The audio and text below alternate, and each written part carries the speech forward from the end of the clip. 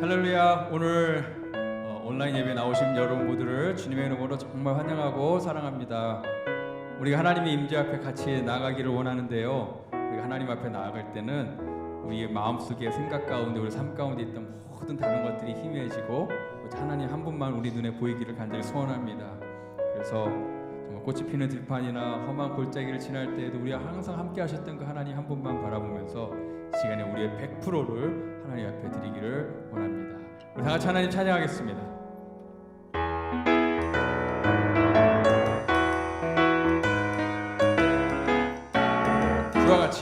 주와 같이 길 가는 것 즐거움이 아는가. 우리의 주님 걸어가신 발자취를 밟겠네. 어린아이 같은 우리 미련하고 약하나 주의 손에 이끌리어 생명길로 가겠네.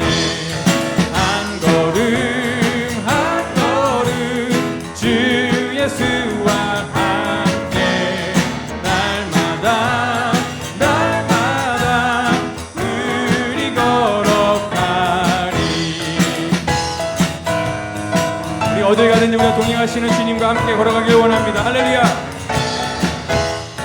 꽃이 피는 들판이나 험한 골짜기라도 주가 인도하는 주와 같이 가겠네. 아멘.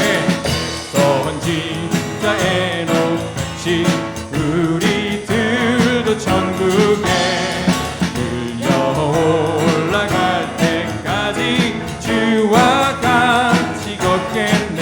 아멘. 한 걸음 주 예수와 함께 날마다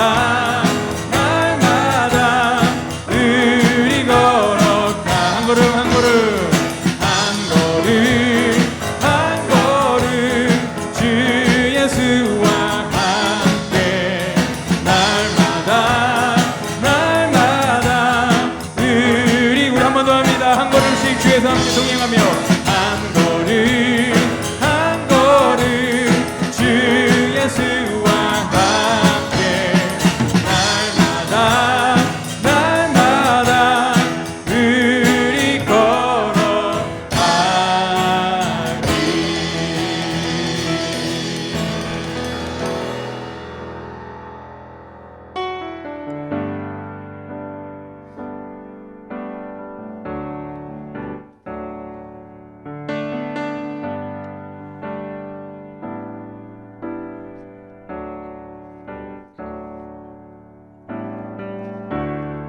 은혜 아니면 살아갈 수가 없네. 호흡마저도 다 주의 것이니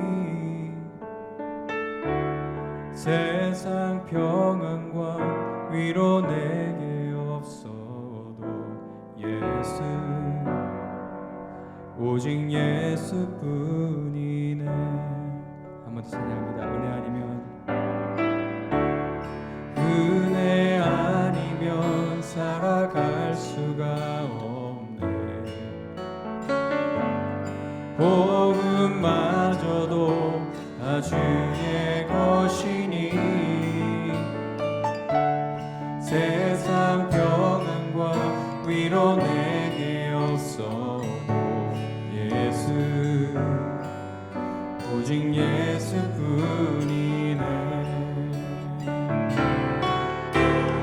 그 신계획 다 볼 수도 없고 작은 고난에 지쳐도 주께 묻기 나의 모든 삶 버티고 견디게 하시네.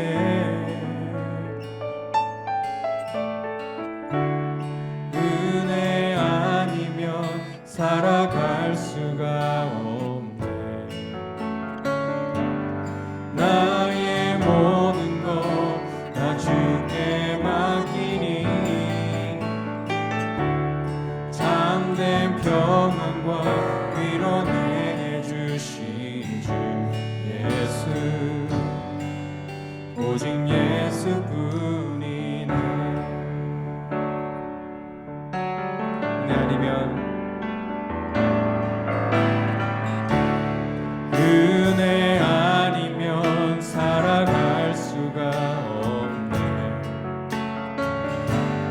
고운마저도 다 주의 것이니 세상 평안과 위로 내게 없어도 예수 오직 예수뿐이네. 그 신계획 다 볼 수도 없고 작은 고난에 지쳐도 주께 묶인 나의 모든 삶 견디게 하시네. 그 신계획 다 볼 수 없지만 그 신계획 다 볼 수도 없고 작은 고난에 지쳐도 주께 묶인 나의 모든 삶 버티고 견디게 하시네.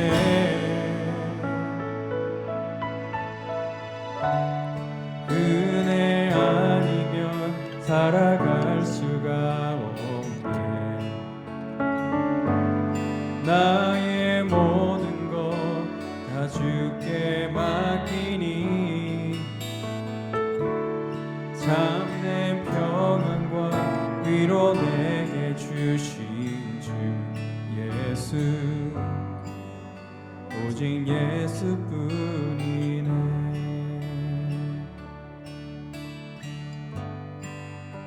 오직 예수뿐이네.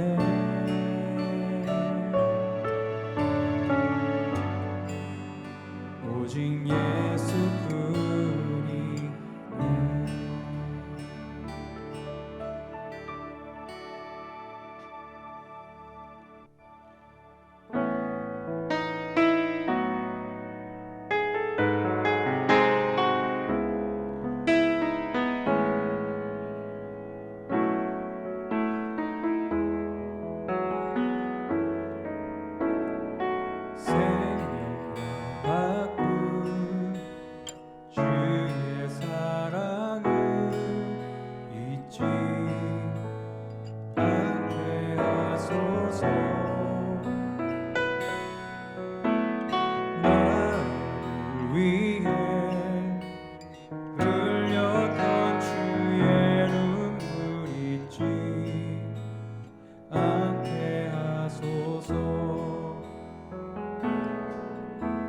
주의 긍휼과 주의 선하심 내가 묵상하오니 내 영혼 위에 베푸신 주의 은혜 있지 함께 하소서.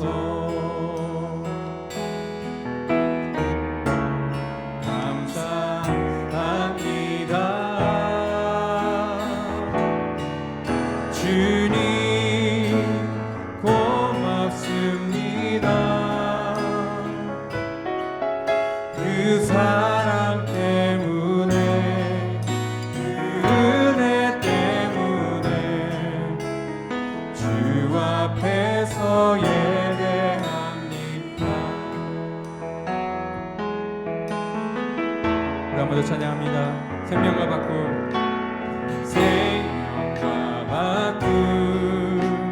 주의 사랑을 잊지 않게 하소서. 나를 위해 흘렸던 주의 눈물 잊지 않게 하소서. 주의 긍휼과 선하심을 주의 긍휼과 주의 선하심 내가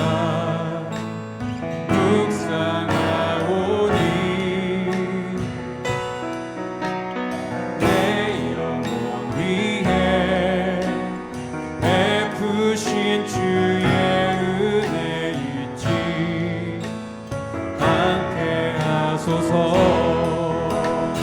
감사합니다. 고맙습니다. 감사합니다.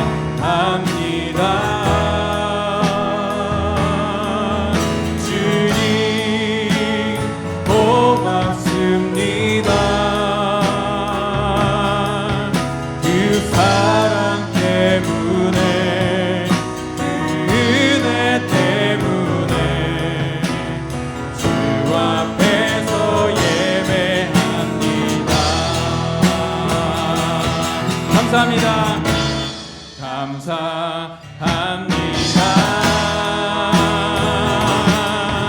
주님 고맙습니다.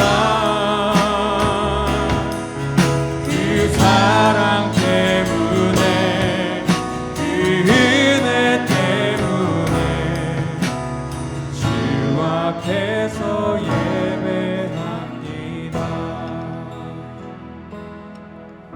그 사랑 때문에 그 은혜 때문에 주 앞에서 예배합니다.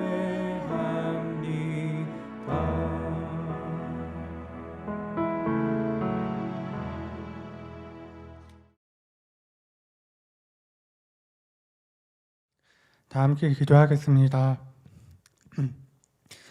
하나님 아버지, 이 주일 예배 시간을 온라인 통해서 하나님 앞에 나와 주님께 경배하고 주님 말씀을 들으려고 합니다. 오랫동안 코로나 바이러스 기간 동안 온라인 예배를 듣습니다. 우리가 연속으로 지치지 않게 하여 주시고 나태하지 않도록 도와주세요. 항상 하나님을 기억하고 묵상하고 하나님께서 보시기에 기쁜 삶을 살아갈 수 있도록 도와주세요. 하나님이 향한 중심과 초심을 잃지 않게 하여 주시고 모든 시험을 이길 수 있도록 함께 하여 주세요. 우리가 각자 살아가면서 이 어려운 시간에 지혜롭게 결정하며 행동할 수 있도록 도와주세요. 말씀을 준비하는 이배원 목사님, 코로나 바이러스 시기에도 사역하시는 한 목사님, 그리고 신임 강사님과 모든 교인들 주님 안에서 성령 통해서 인도함을 받을 수 있도록 도와주세요. 모든 교인들이 무사히 코로나 바이러스 시기를 건강하게 잘 버틸 수 있도록 도와주시고 연석을 더욱더 강건해지도록 기도합니다. 예수님 이름으로 기도합니다. 아멘.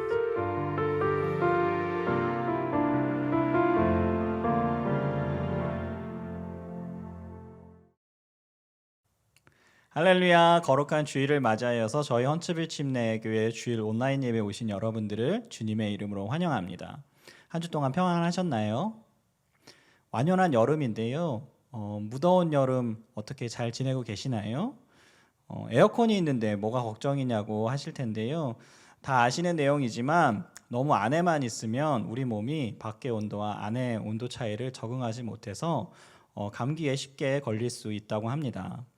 게다가 코로나 바이러스로 인해서 바깥 출입을 더 자제하는 상황이라서 더 감기 걸릴 확률이 높은데요. 저녁 식사하시고요. 가볍게 동네 한 바퀴 걷고 오시면 어떨까 싶습니다. 요 근래 저녁이 되니까 바람도 시원하게 불고요. 걷기에 딱 좋더라고요. 무더운 여름 아무쪼록 아무 탈 없이 건강하게 보내셨으면 합니다. 이제 광고 말씀 드리도록 하겠습니다. 주보를 참조해 주시기 바랍니다. 오늘 광고는 두 가지인데요. 첫 번째 광고는 1번 소그룹 예배 광고입니다. 지난 주일에 광고 드렸던 것처럼 오늘과 그리고 다음 주일 이렇게 두 번 교회 친교실에서 소그룹 예배를 드립니다. 지난주에 구역장님들을 통해서 소그룹 예배 참석을 신청하신 분들에게 감사 말씀 드리고요. 오늘 3시에 교회 정문 말고 교회 뒤 주차장 후문으로 오시면 됩니다. 오실 때 마스크 쓰고 오시는 거 잊지 마시고요. 지난주에 말씀드렸던 것처럼 교회 가이드라인에 나온 안전수칙에 따라서 진행될 예정이오니 안전수칙에 따라서 잘 협조해 주시면 감사하겠습니다. 그러면 좀 이따 뵙도록 하겠습니다. 다음은 2번 광고, 새벽 예배에 관한 광고인데요. 코로나 바이러스로 인해서 교회 주일 예배가 온라인 예배로 바뀌게 되면서 새벽 기도에도 중단되었었는데요. 이번 돌아오는 화요일, 그러니까 16일이죠. 16일부터 다시 교회 본당에서 새벽 예배를 시작합니다. 시간은 기존대로 화요일부터 토요일까지 오전 6시이고요. 설교 본문은 생명의 산 본문을 따라서 진행될 예정입니다. 매일매일 하나님과의 영적인 교제를 갖기를 원하시는 분들은 새벽 예배에 나오셔서 저희와 같이 함께 말씀을 묵상하고 또 기도하시면 좋을 것 같습니다. 이번 주일 광고는 여기까지이고요. 그럼 이제 하나님께 예물 드리는 시간 가지도록 하겠습니다.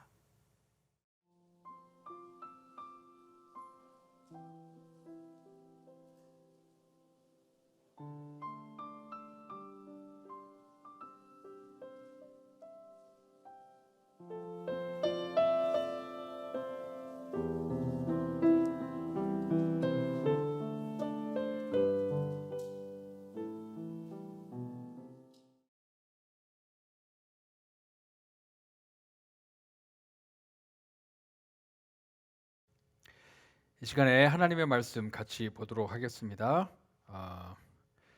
로마서 10장 말씀이고요. 오늘은 저희가 로마서 10장을 같이 공부할 텐데요. 하나님의 은혜에 반응하는 삶입니다. 로마 10장을 통해서 어떻게 그렇게 살아갈 수 있는지를 한번 알아보도록 하겠습니다. 우리 같이 한번 본문 말씀을 읽어볼까요? 로마서 10장 1절에서 15절 말씀 읽겠습니다. 1절부터 읽겠습니다. 형제들아, 내 마음에 원하는 바와 하나님께 구하는 바는 이스라엘을 위함이니 곧 그들로 구원을 받게 함이라. 내가 증언하노니 그들이 하나님께 열심히 있으나 올바른 지식을 따른 것이 아니니라. 하나님의 의를 모르고 자기 의를 세우려고 힘써 하나님의 의에 복종하지 아니하였느니라. 그리스도는 모든 믿는 자에게 의를 이루기 위하여 율법의 마침이 되시니라. 모세가 기록하되 율법으로 말미암는 의를 행하는 사람은 그 의로 살리라 하였거니와 믿음으로 말미암는 의는 이같이 말하되 내 마음에 누가 하늘에 올라가겠느냐 하지 말라 하니 올라가겠느냐 함은 그리스도를 모셔 내리려는 것이요 혹은 누가 무저갱으로 내려가겠느냐 하지 말라 하니 내려가겠느냐 함은 그리스도를 죽은 자 가운데서 모셔 올리려는 것이라. 그러면 무엇을 말하느냐? 말씀이 내게 가까워 내 입에 있으며 내 마음에 있다 하였으니 곧 우리가 전파하는 믿음의 말씀이라. 내가 만일 내 입으로 예수를 주로 시인하며 또 하나님께서 그를 죽은 자 가운데서 살리신 것을 내 마음에 믿으면 구원을 받으리라. 사람이 마음으로 믿어 의에 이르고 믿음으로 시인하여 구원에 이르느니라. 성경에 이르되 누구든지 그를 믿는 자는 부끄러움을 당하지 아니하리라 하니 유대인이나 헬라인이나 차별이 없음이라. 한 분이신 주께서 모든 사람의 주가 되사 그를 부르는 모든 사람에게 부요하시는도다. 누구든지 주의 이름을 부르는 자는 구원을 받으리라. 그런즉 그들이 믿지 아니하는 이를 어찌 부르리요? 듣지도 못한 이를 어찌 믿으리요? 전파하는 자가 없이 어찌 들으리요? 보내심을 받지 아니하였으면 어찌 전파하리요? 기록된 바 아름답도다 좋은 소식을 전하는 자들의 발이여 함과 같으니라. 아멘. 잠깐 기도하겠습니다. 하나님, 이 시간에 로마서 말씀을 통하여서 다시 한번 하나님의 음성을 듣기 원하고 하나님의 메시지를 받기 원합니다.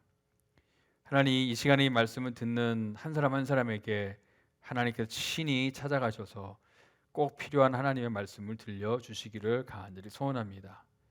특별히 전하는 저를 긍휼히 여겨주시고 불쌍히 여겨주셔서 하나님, 정말 하나님의 마음을 품고 하나님의 열정을 품고 하나님의 사랑을 품고 전하게 하시고 전해지는 모든 것이 오직 하나님의 능력으로만 전해지게 해 주시옵소서. 하나님의 말씀만 이 시간에 흥왕하게 하시고 하나님의 말씀의 능력만이 나타나게 해 주시옵소서. 감사함 예수님의 이름으로 기도하였습니다. 아멘. 제가 여러분에게 굉장히 지적으로 어렵고 힘든 그런 문제를 하나 드릴까요? 그 문제가 뭐냐면, 2 더하기 2는 뭘까요? 제가 여러분이 이 문제를 풀도록 한 1분 정도 시간을 드릴까요? 아니면 그냥 곧바로 맞히실래요? 네. 2 더하기 2는 뭐죠? 그렇죠? 4죠. 네. 혹시 틀린 분 없죠? 네. 2 더하기 2는 4입니다. 그러면은 다른 답이 있을 수 있나요? 없죠? 왜죠? 만약에 제가 2 더하기 2는 5입니다. 그러면 또 다른 사람이 아닙니다. 2 더하기 2는 3입니다. 다른 사람이 아닙니다. 2 더하기 2는 7입니다. 6입니다. 8입니다. 이렇게 그러면 여러분은 뭐라고 하시겠습니까? 당연히 2 더하기 2는 4입니다. 그러겠죠. 4만 답이죠. 그죠? 다른 답이 있을 수가 없죠. 그렇게 얘기할 겁니다. 근데 다른 사람이 이렇게 얘기해요. 그래요. 4가 당신한테는 맞는 답이지만 저한테는 3이 맞는 답이에요. 저한테는 5가 맞는 답이고요. 저한테는 7이 맞는 답입니다. 만약에 그렇게 얘기하면 여러분 어떻게 하시겠습니까? 아니죠. 당신들 다 틀렸어요. 2 더하기 2는 4예요. 보세요. 1, 2, 3, 4, 2 더하기 2는 4예요. 이렇게 막 주장합니다. 주장하시겠죠? 근데 다른 사람이 이렇게 얘기해요. 아니, 어떻게 당신만 맞고 모든 사람이 다 틀리다고 할 수 있습니까? 그럼 여러분 뭐라고 하시겠습니까? 그거야 당연하죠. 왜냐하면 제가 말한 게 맞는 답이니까요. 제가 말한 게 진리니까요. 그렇게 말씀하시겠죠? 근데 다른 사람들이 이렇게 얘기해요. 당신 참 문제가 많은 사람이네요. 참 마음이 편협하고요. 포용적이지 않고요. 정말 배타적이고 다른 사람의 의견을 존중할 줄 모르시네요. 아니, 당신하고 답이 틀리다 그래서 우리가 다 틀렸다고 잘못됐다고 어떻게 그렇게 말할 수 있습니까? 우리가 다 맞을 수 있는 거 아니에요? 모든 대답이 다 맞을 수 있는 거 아닙니까? 그러면 좋잖아요. 우리가 정말로 2 더하기 2가 3이 맞는다고 정말로 믿으면 그 사람이 정말 믿으면 그게 맞는다고 인정해 줘야 되는 거 아닙니까? 우리의 대답도 존중을 해 주셔야죠. 왜 당신은 이렇게 당신만 맞고 다른 사람 틀리다고 그렇게 거만합니까? 그렇게 얘기하면 여러분 뭐라고 하시겠습니까? 어떻게 선택하시겠습니까? 아, 그래요. 아, 제가 그냥 포기할게요. 그래요. 2 더하기 2는 4가 될 수도 있고요. 7이 될 수도 있고요. 5가 될 수도 있고 6이 될 수도 있어요. 아, 뭐 그냥 다 될 수 있어요. 여러분 다 맞아요. 그러시겠습니까? 아니면 여러분들이 뭐라고 하든지 간에 답은 4예요. 2 더하기 2는 4입니다. 왜냐하면 그게 진리이기 때문입니다. 그게 맞는 답이기 때문입니다. 얘기하면서 다른 사람들이 편협한 사람으로, 그 다음에 배타적인 사람으로, 꽉 막히는 사람으로, 포용력이 없는 사람으로 비판하는 거를 그냥 받으시겠습니까? 어떻게 하시겠어요? 유대교 그 랍비가요 이런 얘기를 한 적이 있습니다. 나는 특정 종교가 다른 종교보다 우월하다고 말하는 것에 대해서 절대적으로 반대한다. 이것은 영적인 인종차별과 같다. 당신이 하나님과 더 남들보다 당신이 하나님과 더 가깝다고 주장하는 건데 이것은 분쟁만 일으킬 뿐이다. 또 한 대학생이 이렇게 얘기해요. 한 종교만 진짜라고 하는 것은 말이 안 된다. 얼마나 당신의 종교만 진짜고 그래서 다른 사람을 당신의 그 종교에 들어오게 해야 된다는 것이 얼마나 거만한 생각입니까? 모든 종교는 다 똑같고요. 모든 종교는 다 존중받아야 됩니다. 그 종교를 따르는 사람들에게는 다 모든 종교가 진리입니다. 사람들은 하나님과의 관계를 위해서 참 많은 일들을 해요. 사실은 어떤 사람들은 그 신을 기쁘게 하기 위해 제사를 지내기도 하고요. 자기들이 정한 성스러운 강에 가서 목욕하기도 하고요. 자기들이 정한 아주 성스러운 산에 가서 명상을 하기도 하고요.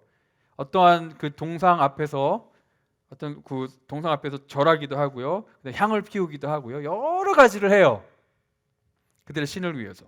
근데 로마서에서 사도 바울은 구원은 예수 그리스도를 부르는 자들에게만 가능합니다. 구원은 예수님이 누구이시고 예수님이 무엇을 하셨는지 그것을 믿는 것으로만 가능합니다. 라고 얘기해요. 여러분이 만약에 사람들에게 기독교에 가지고 있는 가장 큰 불만이 뭡니까? 기독교에 대해서 가장 큰 걸림돌이 뭡니까? 라고 물어보면요, 가장 보편적인 대답 중에 하나가 바로 기독교가 배타적이다라는 거예요. 그게 뭐냐면 오로지 기독교를 통해서만 구원을 받는다라고 얘기한다는 것을, 그런 배타적인 것을 가장 큰 불만과 걸림돌이라고 얘기를 합니다. 참 편협하고 거만한 생각이다라고 해요. 예수 그리스도를 통해서만 하나님께 갈 수 있다라고 얘기하는 것을. 지금처럼 종교다원주의가 세상 가운데 판을 치고 있고, 그다음에 관용의 미가 부각되는 그런 사회에서는요, 이렇게 배타적인 것은 사회적인 문제가 되고 정치적인 문제가 된다고 얘기를 합니다. 정말 열려있는 마음이나 이런 정말 관용하는 그 마음이 오늘날 이런 상대주의적인 문화에서는요 더 잘 맞아 들어가요. 상대주의가 뭐냐면 철학적으로 절대적인 진리는 없다라고 얘기하는 게 상대주의입니다. 예를 들어서 모든 시간과 장소와 모든 사람과 모든 문화에 걸쳐서 다 그 인정되는 절대적인 진리는 없다. 진리는 상대적이다. 사람마다 틀리고, 그다음에 지역마다 틀리고, 문화마다 틀리고, 이 진리는 상대적인 것이지 절대로 그 절대적인 것은 아니다. 아울러서 그것 때문에 절대적인 종교도 없다라고 그렇게 얘기를 하는 겁니다. 여기에 대해서 그 유명한 신학자 알스 스프라울은 뭐라고 얘기하냐면요, 모세는 율법을 가르쳤고, 그 다음에 모하메드는 그런 전쟁을 통해 포교를 하는 걸 가르쳤고, 부다는 개인의 명상을 가르쳤고, 그 다음에 그 유교는 그 지혜를 가르쳤지만, 이들을 공자는 지혜를 가르쳤지만, 이 모든 사람들은 이 세상의 죄를 구속하는 것에는 할 수 없다. 그러니까 구속하는 것에는 부족하다. 퀄리파이하지 않다라고 얘기하면서 오직 그리스도만 온 세상을 구속하실 수 있다라고 그렇게 주장을 합니다. 그렇게 얘기를 하죠. 오늘 사도 바울도 똑같은 얘기를 해요.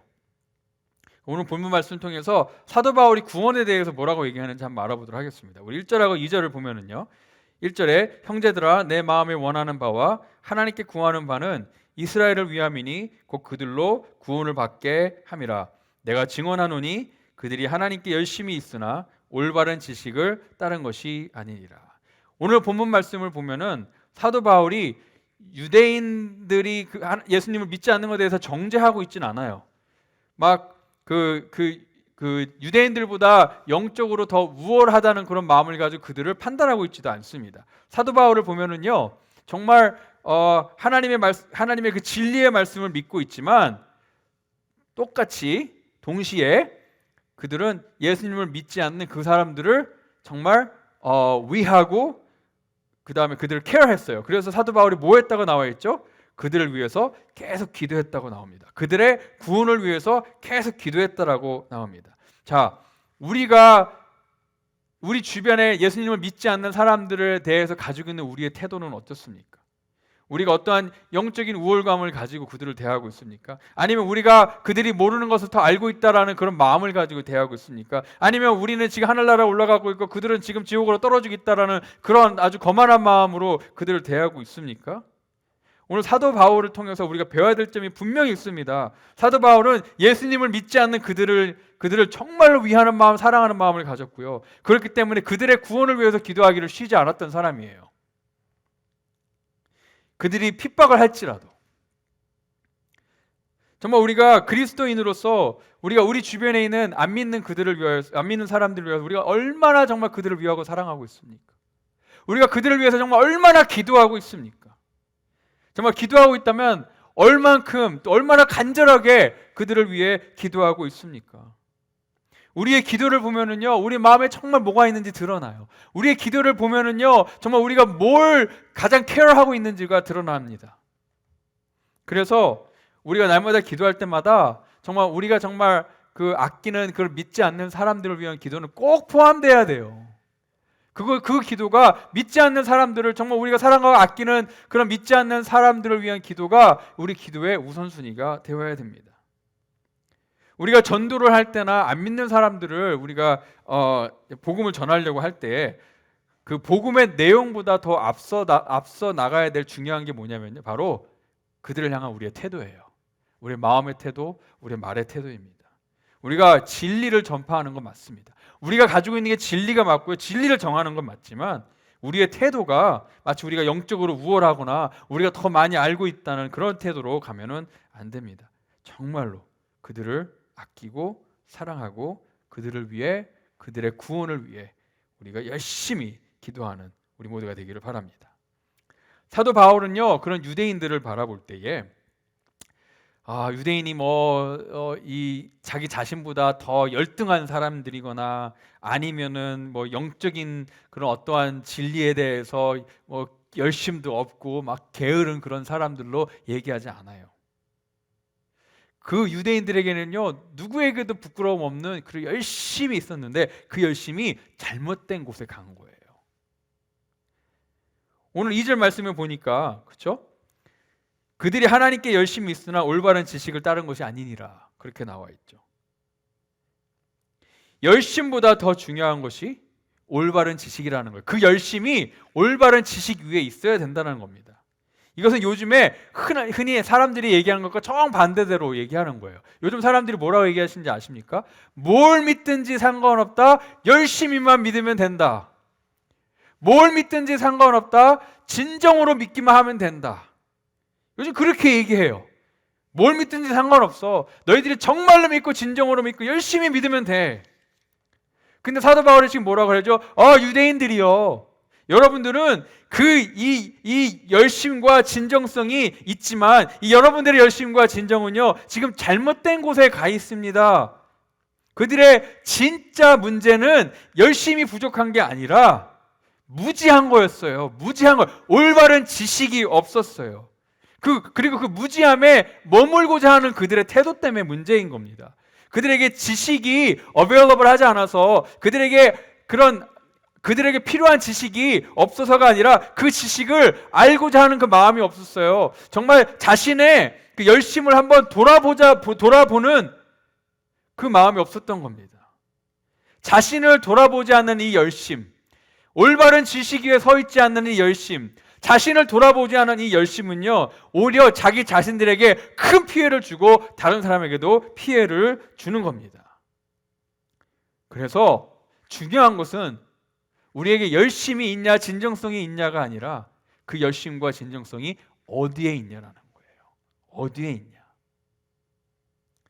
우리가 아무 것을 믿어도 어떤 것을 믿어도 열심만 있으면 구원을 받는다? 아니에요. 오늘 말씀은 올바른 지식, 올바른 믿음이 꼭 있어야 된다라고 말씀하고 있습니다. 그래서 이 유대인들의 진짜 문제가 뭐였냐면 3절과 4절에 보면 하나님의 의를 모르고 자기 의를 세우려고 힘써 하나님의 의에 복종하지 아니하였느니라. 그리스도는 모든 믿는 자에게 의를 이루기 위하여 율법의 마침이 되시니라. 3절에 보면 의가 두 가지 종류가 나오는데 이 두 가지 종류의 의가 뭐죠? 보면 하나님의 의와 자기 의가 나옵니다. 뭐라고요? 하나님의 의와 자기 의가 나옵니다. 3절에 보니까 이들이 하나님의 의를 모르고 자기의 의를 세우려고만 했다라고 나와 있죠. 뭐라고요? 하나님의 의는 모르고 자기의 의만 세우려고 했다. 하나님의 의는 뭐죠? 하나님으로부터 오는 의예요. 자기의 의는 뭐죠? 자기가 만들어내는 의예요. 하나님으로부터 오는 의는 모르고 자기가 만들어내려는 그 의만 계속 생각했다라는 거죠. 근데 4절에 보니까 이 하나님의 의를 우리가 어떻게 받냐면 바로 예수 그리스도를 믿는 그 믿음을 통해서 하나님의 의를 받습니다. 하나님의 의를, 하나님의 이 완전한 의를 우리가 선물로 받죠. 근데 지금 이 유대인들은요, 오로지 지금 자기들의 열심만 가지고 자기들의 노력만 가지고 자기의 의를 만들어내려고 하는 거예요. 자기들의 그런 종교적인 삶과 윤리적인 삶과 선행을 통하여서 열심히 노력해서 지금 자기의 의를 만들어내려고 하는 겁니다. 왜? 이 자기의 의로 구원을 이루려고 하기 때문에. 근데 지금 성경에서 뭐라고 나오죠? 그게 통했나요? 그들이 노력이 충분했나요? 그들의 선행이 충분했나요? 오늘 성경 말씀에 보면 아니다라고 나오죠. 그들이 아마 그렇게 열심히 노력했기 때문에 웬만한 사람보다는 더 괜찮은 좋은 삶을, 더 나은 삶을 살았을 거예요. 윤리적으로나 종교적으로나. 그들은 정말 좋은 사람이 되려고 노력했던 사람들이에요. 어느 누구보다도. 근데 성경 말씀은 충분하지 않다라고 얘기하는 거예요. 5절에 보니까 모세가 기록하되 율법으로 말미암는 의를 행하는 사람은 그 의로 살리라 하였거니와. 이게 무슨 뜻이냐면요, 우리가 율법을 따라 살면 율법을 따라 판단을 받는다, 정죄를 받는다, 그렇게 나온 거예요. 우리가 만약에 정말 율법을 완벽하게 순종하면은요, 그걸로 구원 받을 수 있어요. 그것도 맞는 말이에요. 율법을 완벽하게 순종하면 우리 구원 받을 수 있어요. 하지만 문제는 어느 누구도 율법을 그렇게 순종한 사람이 없다라는 거예요. 인간으로서 우리의 연약함과 불완전함 때문에 그렇게 할 수 없다라는 거예요. 우리가 그렇게 율법을 따라 선하게 살려고 하면 할수록 우리는 더 낙심하게 되거나 아니면 거짓된 그런 교만에 빠질 수 있습니다. 율법을 하나라도 어기면은요, 그 율법을 어긴 거에 대한 우리가 정죄를 받습니다. 율법을 많이 어기면은요, 우리는 그냥 우리의 삶은 정말 큰일 난 거예요. 예를 들자면 그 미스터 라라는 사람한테 여러분이 결혼한 거랑 똑같은 거예요. 완벽한 사람이에요. 그 완벽주의자예요. 미스터 라는 완벽주의자, 완벽한 사람인데 어느 이 사람한테는요, 흠을 찾을 수가 없어요. 아침에 일어나도요, 머리가 그냥 헤어스타일이 그냥 그대로 완벽하고요. 아침에 입냄새도 좋아요, 이 사람은. 그 다음에 막 침대도 그냥 아주 완벽하게 정리를 하고요. 샤워를 하고 나와도 그냥 샤워장 그 문에 막 물자국도 하나도 없고, 그 다음에 수건도 그냥 탁 각을 맞춰서 그냥 걸어놓고요. 근데 아침에 일어나면 제일 먼저 하는 게 집을 한번 싹 돌아보고, 그냥 뭐가 잘못된 게 있거나 아니면은 잘못된 자리에 있거나 삐뚤어진 게 있거나 그러면 그거 그냥 곧바로 알아채가지고 그거 다 반듯하게 고치는 그냥 완전한 완벽주의자예요. 이 사람이 일을 가고 나서 이제 집에 들어올 때쯤 되면 이제 여러분이 해야 될 일은 뭐냐면요, 이제 저녁을 그냥 완벽하게 준비해야 돼요.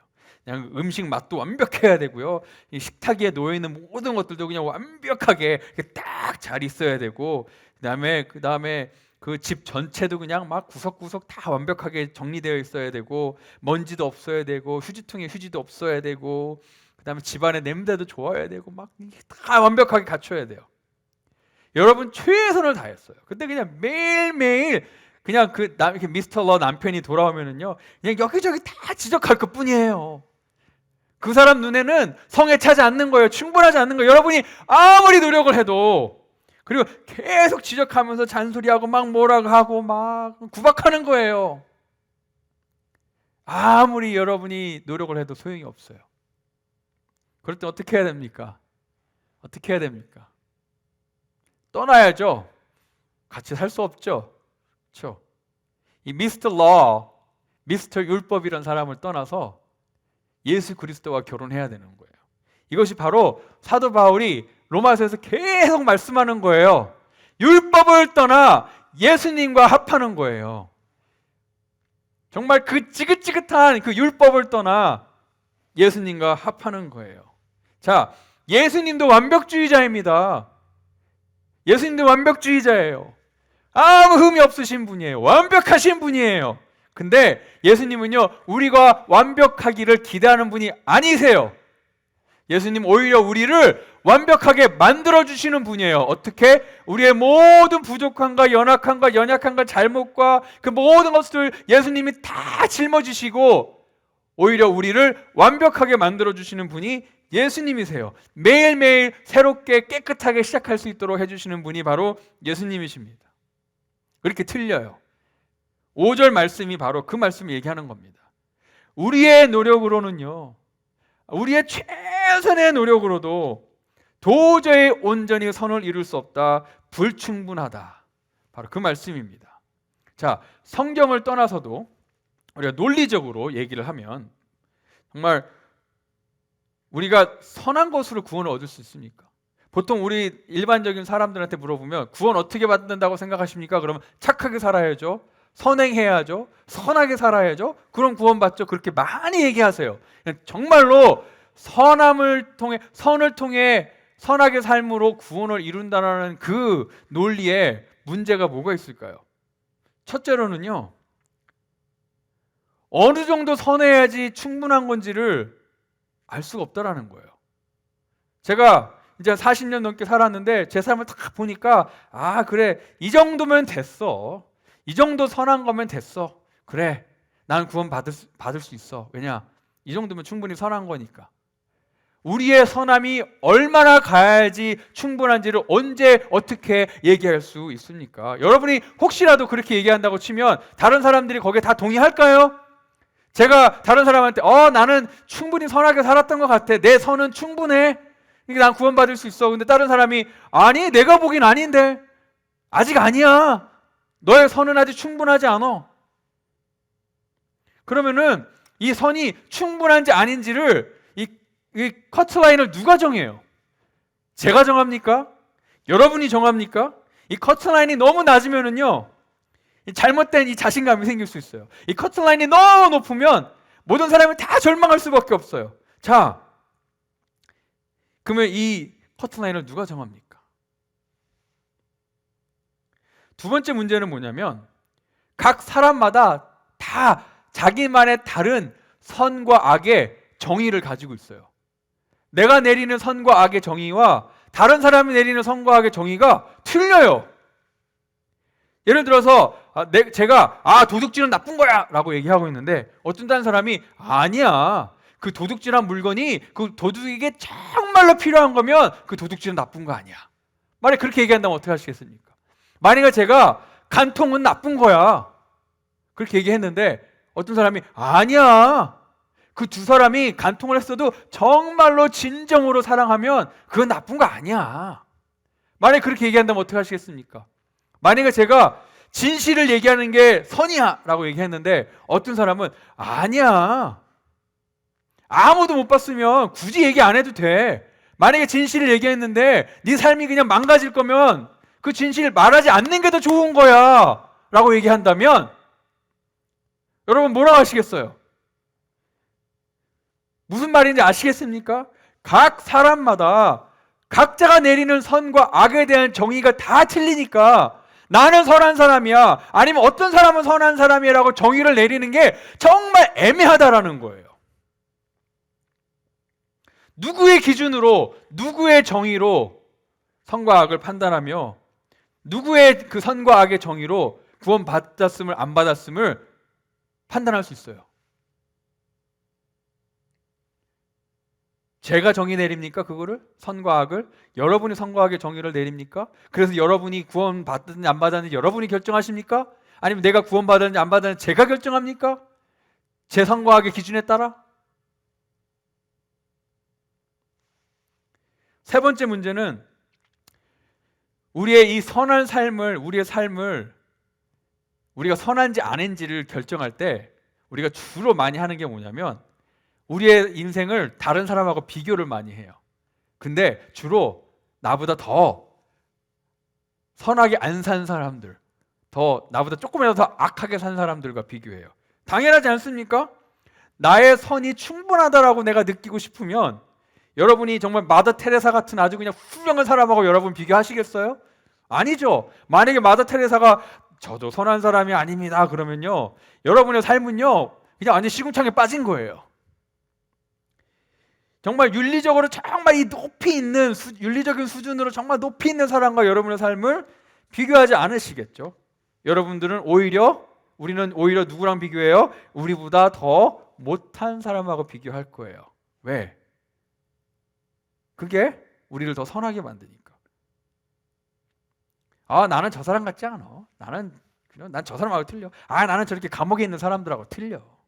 나는 저 사람 같지 않아. 여러분들이 그 블랭크를 채우십시오. 그게 누굽니까? 우리가 우리보다 더 조금이라도 악한 사람들과 우리를 비교하려고 하기 때문에 왜? 우리가 우리 스스로에 대해서 좀 이렇게 기분이 좋아지고 또 이것이 정말 구원과 관련이 돼 있다면 그렇죠? 이것이 구원을 결정하는 거라면, 그렇죠? 우리보다 더 악한 사람들을 비교해야지 좀 더 유익이잖아요. 그렇기 때문에 선을 통해 구원을 이룬다라는 것은요, 신뢰할 만한 것이 아니에요. 왜? 사람마다 다 비교해서 결정을 하니까. 난 저 사람보다 나니까 나는 구원받을 수 있어. 이 선함을 통해 구원을 이룬다라는 것 자체가 완전한 게 아니에요. 신뢰할 만한 그런 일이 아닙니다. 굉장히 불안하죠. 불완전하고 정말 시시각각으로 변하는 기초 위에 세워 나가는 거랑 똑같아요. 자, 마지막으로 문제가 뭐냐면 우리의 선한 행동이 우리의 악한 행동을 취소하거나 무마시킬 수 없다라는 거예요. 예를 들어서 여러분이 10 중에 6번은 선행을 했고 4번은 악행을 했어요. 그렇죠? 그러면 선과 악을 비교했을 때 여러분의 선행이 더 많으니까 전반적으로 여러분은 선한 사람이다라고 얘기할 수 있을 거예요. 많은 사람들이 그렇게 얘기합니다. 근데 실질적으로 이 윤리나 그다음에 이 우리가 갖고 있는 이 법은요, 그렇게 작용하지 않아요. 여러분은 여전히 그 4번의 악행에 대한 책임이 있는 거예요. 제가 고등학교 때 정말 운전을 하고 싶어가지고요, 우리 어머니 차를 몰래 몰고 나간 적이 있어요. 면허증 없이. 근데 저는 정말 이 험악한 서울 거리를 면허도 없이 그것도 어머니 차를 가지고 막 몰고 다닌 거예요. 어머니는 처음엔 몰랐죠. 근데 나중에 아셨을 때 막 난리가 나셨겠죠. 하루 종일 제가 차를 몰고 다녔으니까. 근데 그 당시에는 이제 셀폰도 없어 그래가지고 연락할 방법도 없고, 우리 어머니는 막 그냥 울그락불그락 막 화가 나시고 막 걱정도 되시고 그래서 하루 종일 집 앞에서 기다리신 거예요, 저를. 근데 제가 이제 하루 종일 그렇게 차를 잘 몰고 다니다가 시간을 보니까 제 여동생이 학교에서 집에 올 때가 된 거예요. 제가 아무리 생각해도 제가 진짜 잘못하긴 했거든요. 그래서 제가 뭘 생각했냐면, 그냥 내가 좀 좋은 일을 해서 이걸 조금 무마시켜 볼까 해가지고 제가 그 차를 몰고 제 동생 학교를 가서 제 동생을 탁 이렇게 픽업해서 집에 샥 데리고 온 거예요. 그래도 이 어머니 차를 가지고 그래도 뭔가 선한 일을 한 거죠. 자, 저의 이 선행이 제가 그전에 했던 악행을 무마시키나요? 우리 어머니가 아이고 그래도 우리 아들이 그래도 양심은 있어가지고 그래도 우리 제 동생이 주란이는 학교에서 데리고 왔네. 아이고 그래 용서해줄게. 그러지 않으셨어요. 그냥 난리가 났습니다. 제가 집에 갔을 때 집에서 쫓겨날 뻔했습니다. 제가 정말 좋은 목사라고 해가지고 제가 그 스피드 티켓 띈 것을 무마시킬 수 있나요? 예를 들어 제가 프리웨이에서 막 속도 위반하면서 운전하다 경찰한테 잡혔어요. 근데 제가 경찰한테 저는 지금 설교 하나님의 말씀을 전하러 교회에 가고 있었습니다. 그래서 저는 지금까지 사람들 지옥에서 구원하기 위하여 열심히 사는 사람입니다. 그러니까 저를 그냥 보내주십시오 라고 얘기를 하면 통할까요? 안 통하죠. 우리의 선행이 우리의 악행을 압도적으로 많다고 하더라도, 예를 들어서 정말 10개 중에 9번을 내가 선행을 하고 10개 중에 단 한 번은 우리가 악행을 했다 하더라도 우리는 그 한 번의 악행에 대한 책임이 있다라는 거예요. 9번의 선행이 한 번의 악행을 무마시킬 수 없다라는 겁니다. 우리는 여전히 그 한 번의 악행 때문에 죄인이고 그 죄의 대가를 치러야 되는 겁니다. 그래서 이 4가지 문제를 다 살펴본 결과 선행을 통해 선함을 통해 구원을 받는다라는 그 자체에 참 문제가 많아요. 그리고 절대로 이루어질 수 없는 일입니다. 오늘 6절에 보면 참 흥미로운 말씀이 하나 있습니다. 믿음으로 말미암은 은은 이같이 말하되 내 마음에 누가 하늘에 올라가겠느냐 이렇게 말하잖아요. 누가 하늘에 올라가겠느냐, 이게 무슨 뜻이냐면요, 누가 하늘에 도달하겠느냐, 누가 하늘까지 이렇게 정말 우리의 그 구원이 있는 하나님이 있는 그 하늘까지 누가 이렇게 하나씩 도달하겠느냐, 누가 하나님이 계시는 그곳에 도달하겠느냐? 누가 이 구원에 이르겠느냐? 라는 그 질문이에요. 근데 대답은 뭐냐면 아무도 그렇게 할 수 없다. 다 하나님께 이르지 못한다. 정말 하늘과 땅 차이처럼 하나님께 우리는 그 정도 그렇게 이르지 못한다는 거예요. 여러분들 지금 세상에서 제일 높은 빌딩이 뭔지 아십니까? 그 아랍에미레이트 두바이에 있는 부지 칼리파라는 그 빌딩인데요. 163층이고 그다음에 828m나 됩니다. 높이가. 여러분이 잘 아는 서울에 있는 롯데 월드 타워는요 554m고요. 또 뉴욕에 있는 The One World Trade Center는 541m입니다. 높죠? 가서 보면 진짜 높아요. 마치 하늘에 다다를 것처럼 높습니다. 828m면 도대체 얼마나 높은 거예요? 여러분들 헌스빌에서 제일 높은 빌딩이 뭔지 아십니까? 저기 그 브리지 스트리트몰에 있는 그 웨스틴 호텔인가요? 아니면 저기 리서치 파크에 있는 그 에트란 컴퍼니 그 빌딩인가요? 제가 조사해 보니까 헌스빌에 있는 가장 높은 빌딩은 다운타운에 있는 The Regent Center라는 빌딩이에요. 높이가 얼마일까요? 헌스빌의 제일 높은 빌딩의 높이가 얼마냐면요 56m예요. 놀랍죠? 56m입니다. 자, 여러분 이 56m인 헌스빌에 있는 리저널 센터하고 저 두바이에 있는 828m짜리 빌딩을 비교를 하면 그 차이가 얼마나 날까요? 만약에 이 그 56m 빌딩 꼭대기에서 828m 빌딩을 본다면 정말 저 하늘 끝까지 도달하는 것처럼 보이겠죠. 이 차이는 엄청납니다. 그렇죠? 근데 이렇게 땅에서 보면 엄청나지만 저 2700m 저 상공에서 저 하늘 높은 상공에서 2700m 상공에서 비행기로 그 빌딩을 바라본다면 별 차이가 없어요. 그냥 다 거기서 거기예요. 다 조그맣게 보입니다. 그냥 다 땅바닥에 깔려 있는 것 같아요. 그렇죠? 아마 보이지 않을 수도 있어요. 제가 왜 이 얘기를 하냐면 사람들은요 이 구원이라는 이 목표 있잖아요. 이 하늘에 도달하기 위해 하나님이 계시는 이 하늘에 도달하기 위해 정말 선행과 윤리적인 삶으로 열심히 이렇게 하나씩 올라가려고 해요.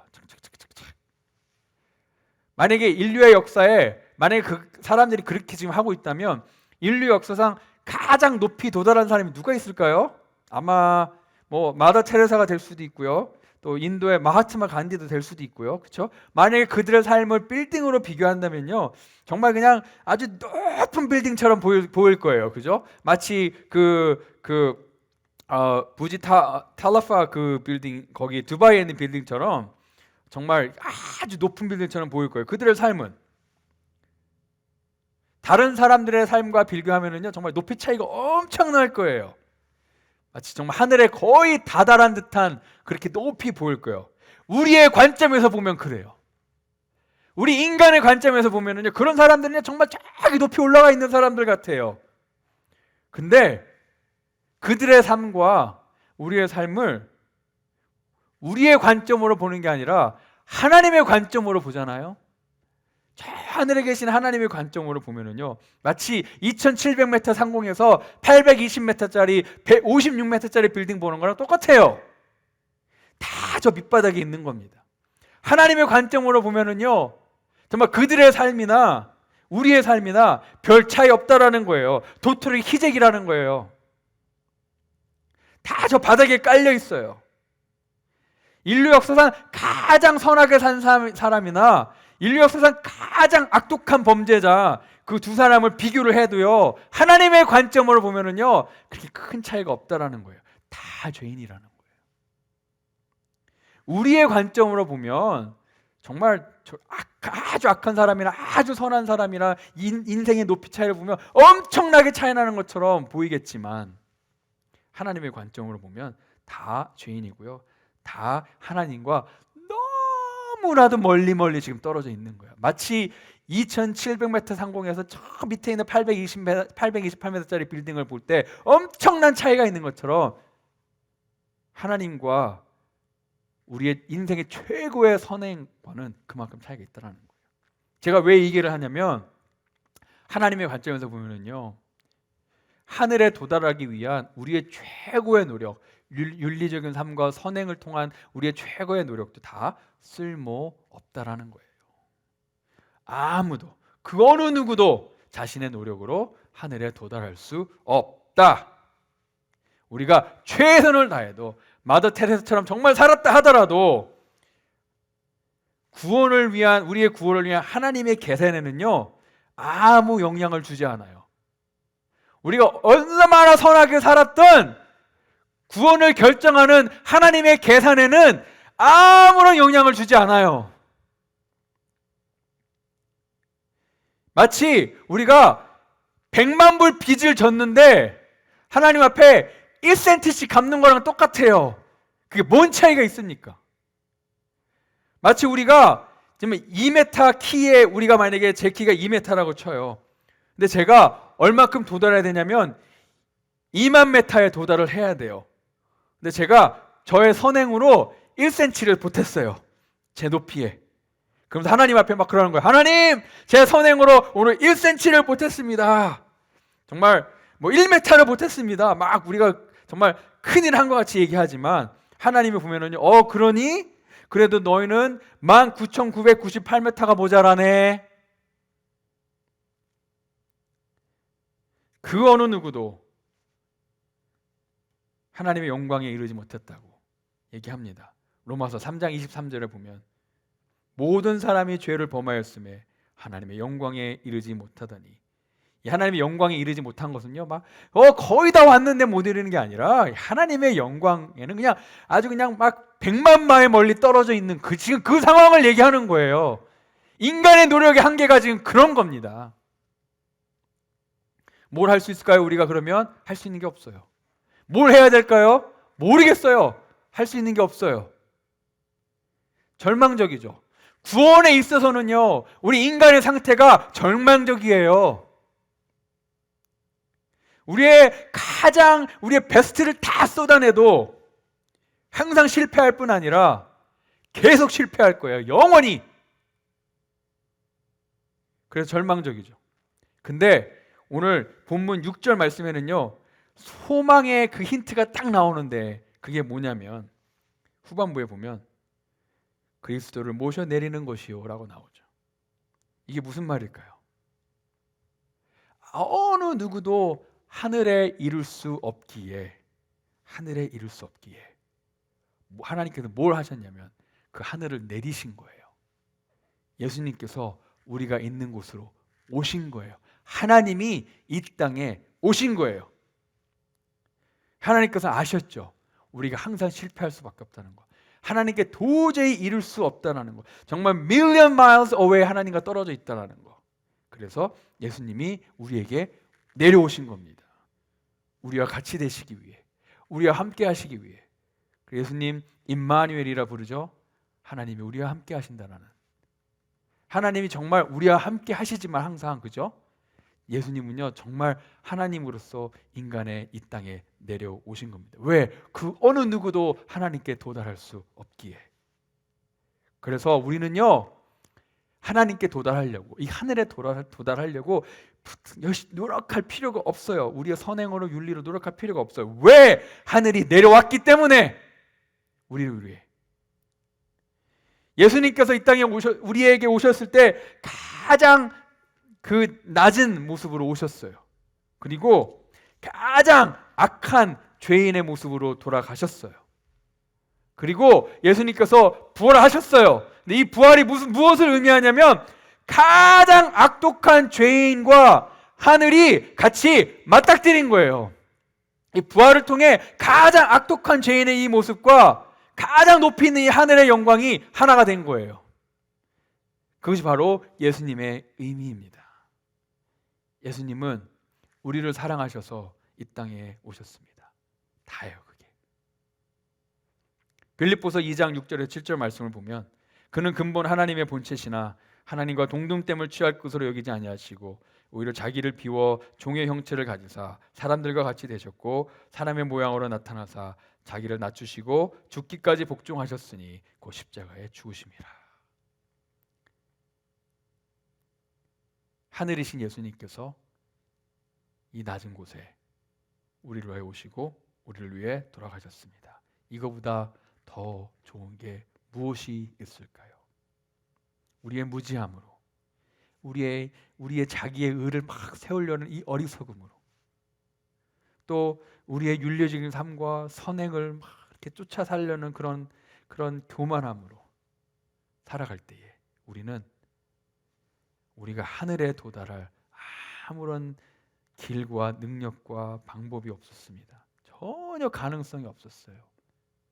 그것을 아신 하나님께서 예수님을 이 땅에 우리를 위해 보내셨습니다. 왜? 우리를 사랑하셔서. 바로 하나님이 이 땅에 인간이 하나님께 도달하려는 것이 아니라 하나님이 이 땅에 오신 것이 바로 기독교와 다른 종교의 가장 크고 가장 근본적인 차이입니다. 제가 다음 주일에 기독교와 다른 종교의 차이가 무엇이고 왜 예수님만이 하나님께 가는 유일한 길이심을 우리가 한번 다시 다루려고 합니다. 오늘은 오늘 본문 말씀의 반만 저희가 다뤘습니다. 7절까지. 다음 주일에 오늘 본문 말씀을 다 끝내고요. 우리가 하나님의 은혜에 어떻게 반응하며 살아가야 되는지를 한번 우리 같이 한번 돌아보려고 합니다. 다음 주일에 8절부터 다시 시작을 하겠고요. 우리 다음 주 다시 만날 때까지 하나님의 말씀과 성령 안에서 여러분들이 하나님의 축복을 누리시기를 기도합니다. 기도하겠습니다. 하나님, 저희들은 가망이 없었습니다. 도저히 구원에 이를 가망이 없었습니다. 도저히 우리의 의로 성공할 가능성이 없었습니다. 도저히 하나님께 도달할 길이 없었습니다. 실패하고 또 실패하고 최고로 성공해도 아직 하나님과는 정말 너무나도 멀리 떨어져 있었습니다. 그런 절망적인 우리의 삶 가운데 하나님께서 예수님을 보내셨습니다. 하나님이 직접 우리 가운데 오셨습니다. 우리를 사랑하셔서 이것이 얼마나 엄청난 기적인지, 얼마나 하나님의 엄청난 사랑인지 우리를 하여금 깨닫게 해 주시옵소서. 감사합니다. 예수 그리스도의 이름으로 기도하였습니다. 아멘. 하나님께서 우리에게 주신 말씀대로 예수님이 아니었으면 우리에게는 아무 구원의 소망이 없습니다. 우리가 아무리 노력해도, 우리가 아무리 발버둥 쳐도 우리는 하나님의 그 구원을 이룰 수 없는 그런 존재들이지만 우리를 너무나도 사랑하셔서 예수님께서 우리를 이 땅에 오셨습니다. 그리고 우리를 위해 돌아가셨습니다. 또 우리를 위해 다시 사셨습니다. 예수님께서 베푸신 그 사랑과 은혜를 생각하며 이 시간에 우리가 그 주님 앞에 이 찬양을 간절하게 올려드리기 원합니다.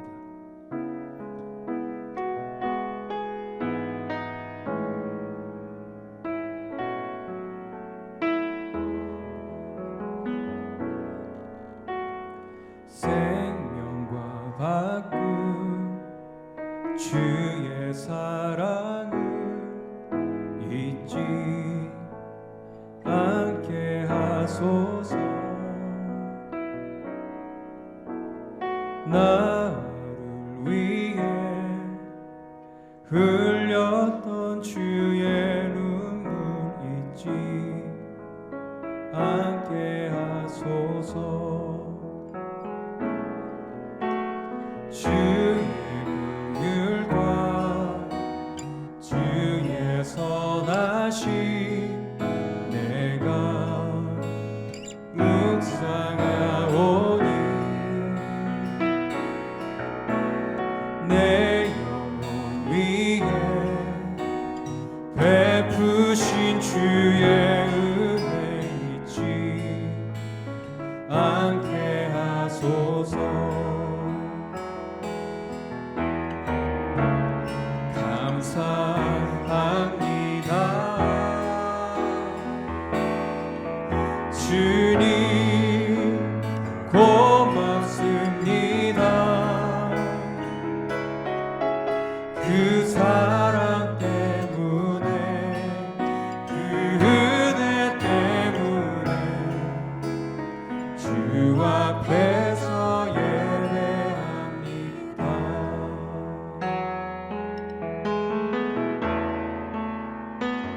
생명과 바꿈 생명과 바꿈 주의 사랑을 잊지 않게 하소서.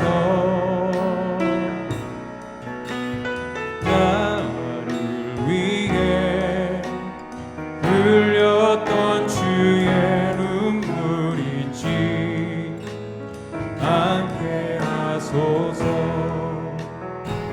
주의 긍휼과 주의 긍휼과 주의 선하심 내가 묵상하오니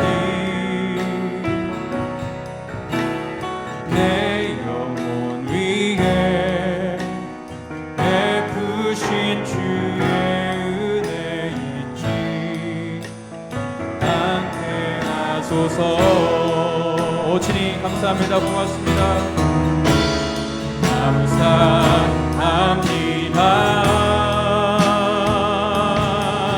주님 고맙습니다. 그 사랑 때문에 그 은혜 때문에 주 앞에서 예배합니다. 감사합니다. 감사합니다. 주님 고맙습니다. 그 사랑 때문에 그 은혜 때문에 주 앞에서 예배합니다. 그 사랑 때문에 그 은혜 때문에 주 앞에서 예배합니다.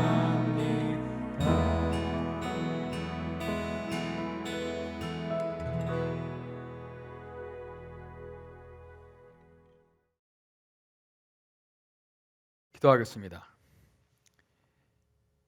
지금은 하늘 보좌를 버리시고 우리를 위하여 낮은 이 땅에 오신 예수 그리스도의 한량없는 은혜와 우리를 너무나도 사랑하셔서 독생자를 기꺼이 내어주신 하나님의 그 말로 표현할 수 없는 사랑하심과 오늘도 우리 안에 살아 계셔서 우리로 하여금 우리의 미약한 인간의 노력을 내려놓고 십자가에서 보여주신 예수 그리스도의 은혜를 바라보게 하는 성령님의 감화감동 역사하심이 이 땅에 오신 예수 그리스도, 하나님의 사랑을 나타내신 예수 그리스도를 보며 기뻐하며 감사하며 즐거워하며 돌아가는 주의 백성들 위해 지금부터 영원토록 함께 하시기를 간절히 축원하옵나이다.